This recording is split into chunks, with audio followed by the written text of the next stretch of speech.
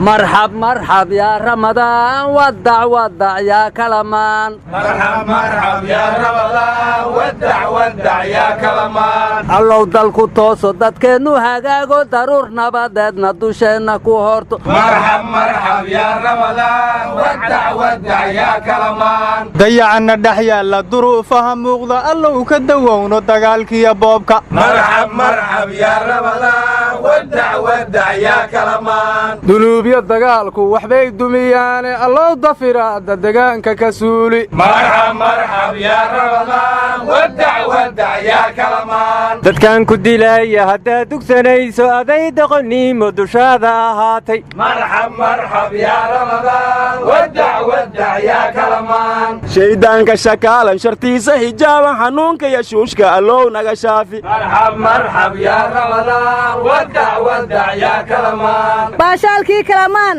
beegsigii halaabuur bulshadii ku xireed inta bishaan barakaysan barbar ay ka marayso barbaartu waa nasaheehe biidnillaahi intii naftu baaqi ahaato ciiddaa ballanoo ah war bishaan ramadaana bilashadeeda sugayno guud ahaan bulshadeenna ilaahay ha badbaadsho mudday buuq ku jirtay barakadeeda iyo khayrkana ha ku beega dhammaan aryaadhaha bisha ramadaan iyo barnaamijka doorashadu way isku beegan yihiin allow hoggaan baariya keen war cabdilla waa sidaas sheegtay way isku beegan yihiin mid dalkiisa badbaadsho bugtada naga saara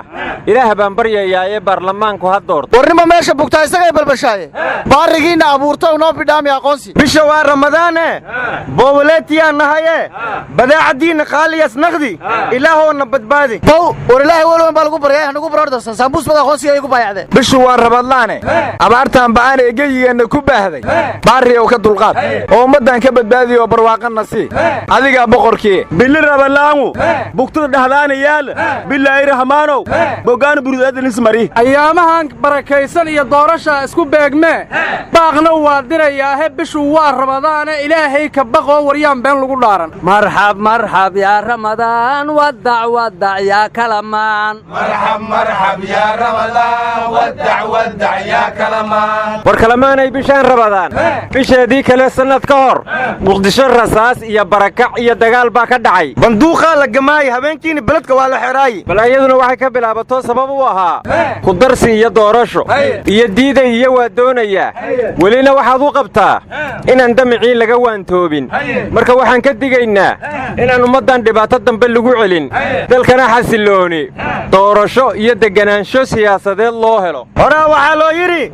war waalidii la yeeli lahay waraa wax sunas waa ilahay war dabaabaadkii dagaalka ee duhurkiina hareeyey oo damaclowgu hor joogay uma beehna dalkeennu war maantoo kale iyadoo bisha ramadaan maalin ama laba ka dhiman yihiin ayaa baarlamaanku ku dhawaaqay muddo kororsigii 2 sano ahaa kadibna ramadaankii oo bishay iyo xabadii isku beegmay marka way iga dardaaranay haddii daacad la waayo qoryahay dalbataaye dulmiyaan lagu laaban duur gadaashiisa doqon maalin mudaha la yidhi digniin waa hadalkaygu yayaan dalkan mar labaad dhig islaan lagu daadin horaa la isugu daalo dabaabaad ku xal maaheen war kalamaanay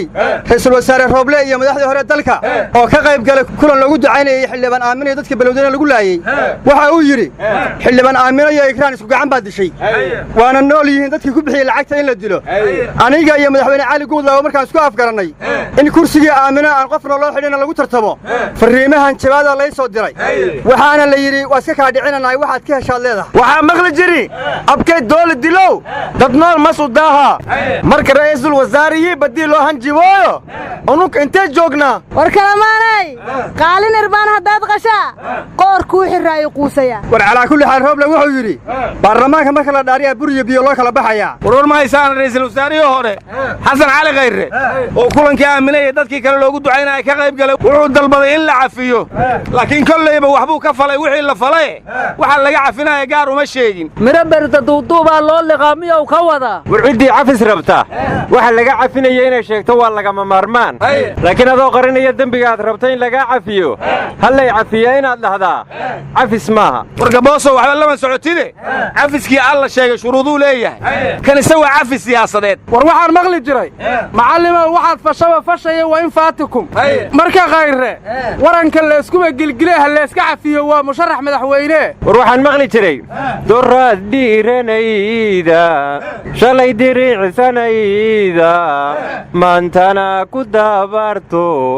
damba waa ku run sheegtee wargooyin baarlamaankii tobnaad xildhibaanadii markii la shiraya aayadaha qur-aanka ku furi jiray hal xabba kama soo noqonin xildhibaan aamino oo wacdin jirto oo ilaahay xasuusin jirtayna wataas xijaabatay markayna abbow baarlamaanka 11 meheeskii madaxana furan baa loo qaadi doonaa war xildhibaan Sanbaloshe wuxuu yidhi baarlamaanka kii hore uu kaalis badan yahay igu soo orodna maaha wasiirka cadaaladda social media hara sheegay waa kii yidhi Khadiija ay meel fadhiiso baarlamaankana sidii hore maahane war madaxweynaha hore xasan sheekh maxamuud oo soo qaban qaabiyay kulanka aamina iyo dadkii kale loogu ducaynayay wuxuu sheegay inuu aamina macallin u ahaa wuxuuna u hibeeyay 114 kitaab ilaahayna wuxuu sheegay bini aadanku inay yihiin marqaatiga arlada hadda aamina qof kastoo taqaanay wanaag bay ku sheegtay allah u naxariisto war kulankaas madaxweyne farmaajo iyo taageerayaashiisa kaliya ka maqnaa war ra'iisul wasaare Rooblaba wuxuu yiri caawa ducadan inaan imaado raalli lagama ahayn wartaashow allah u naxariistay abwaan bacadla wuxuu hore u yiri dadkaanu dawlad waa rabiyaa waxa sadiida duul qarsoon war kala maanay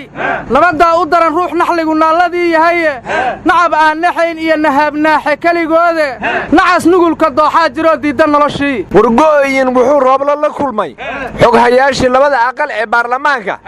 iyo guddigii doorashooyinka ee federaalka wuxuuna yidhi jadwalkii dhaarinta baarlamaanka waa in la fuliyaa loona diyaar garoobaa waayo qoranow 16 kada ku dhimanaa ma keetay mise wali waad ku dhagan tahay aryaanaha samigay cabdullana wuxuu yidhi dalaaqa naag dalbatayo tashkiiraare daabashana dalaaqa naag dalbatayo tashkiiraare daabashana war cabdilla soo u shirbayay reerihii dhaqmaya xataa ma ka nabadgeli waayeen war adigaan fahmine xaaladda siyaasadeeda u eg war subxaan maaha marka maan toos u sheego ayga war Soomaalidu weligeed bay sarbeeb wax isku sheegi jirtay war horay baa waxa loo yiri suugaani waa asluub lama qayaxay waa la qeexaa Soomahan aryaanaha waxa kale la yiri hawraar la daahiyo hadal tiradii badan tahay murti la soo habeeyo hufan baa ka khayroon daraalehe shacbigu wuxuu goomayahay gogolna bahadahiyo geyigo xasila war qarantoonow abwaankaariyana wuxuu yidhi gashaanqaad habaabiya gulufow dhulkuu siman gurmadkaygu weeye geedahan ka baqayaa goormaan socdaa xaggee gaari karaya galaangooley gafbay baratay ee sidirigam warwar ma haysiina waxaa la yidhi mawshan ay abaabulayaan madaxweynaha Soomaaliya iyo kan Galmudug ayay rabaan inay xilka uga qaadaan madaxweynaha ku-xigeenka Galmudug Cali Ciid dadka reer Galmudugna waxay leeyihiin Cali Ciid waa nin macquul ah oo dadka iyo deegaanku fahmi karaan maxaa loo dan leeyahay war nin dadku fahmayaan yaa u baahan soo wadigaarka ayaa wixii barofesoradii ku dhacay war daacad ma taa laga rabaa ma ina dadka muxuu u qabtaa lama dhaho war Galmudug ciida ka cabaraya inaa 3 bilood u shaar la siin ayaa wadadii xirtay baa la yiri marka anigu waxa la yaabanahay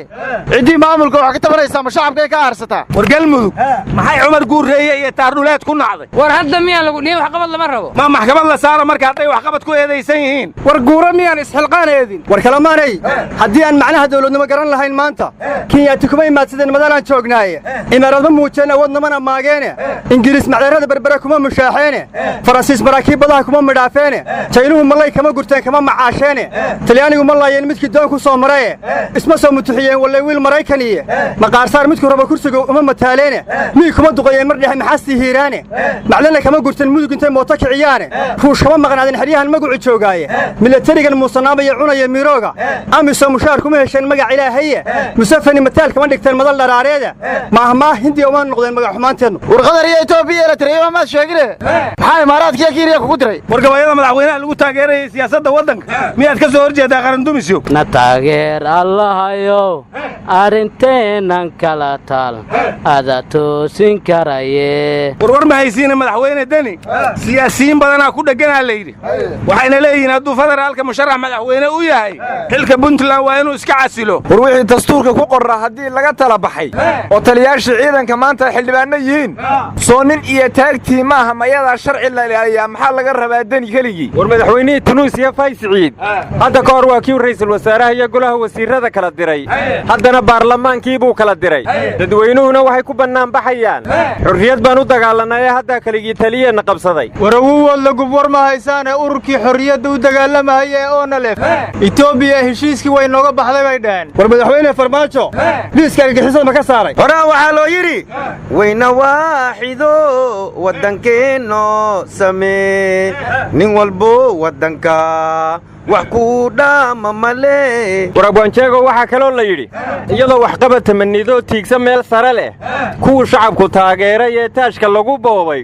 taakadii la rabay dawladnimo meeris may toline tiih bay siyaasadii gasheen taakaleel baday wargabooso indhaha mucaaradka waxsan arage taalooyinka la taagay iyo tiyaatarka ku sugan ma arki waaye war kalamaanay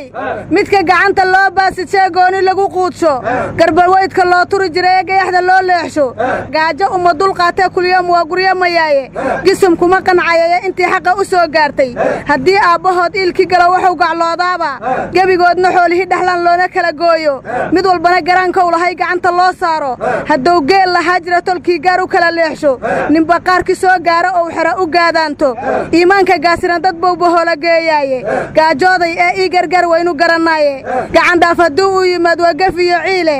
ila garo dhibkan dhacay inuu gebina saameeyey war anugu waxaan dhihi lahaa mooye iyo maxaar iyo iyo mudacanoo heesta maaw iyo masaar iyo midiyo midigta ii taallo maalis iyo magaadiya anoo aqal mug weyn heesta marda iyo mariin iyo dhig iyo udub ku miisaaman maamuus wanaag liya anoo meeldugsiya seexda anoo mayro geel maali jiray maalna dhaqanaayey madadaalo beeniya ma raba moolla ii qodo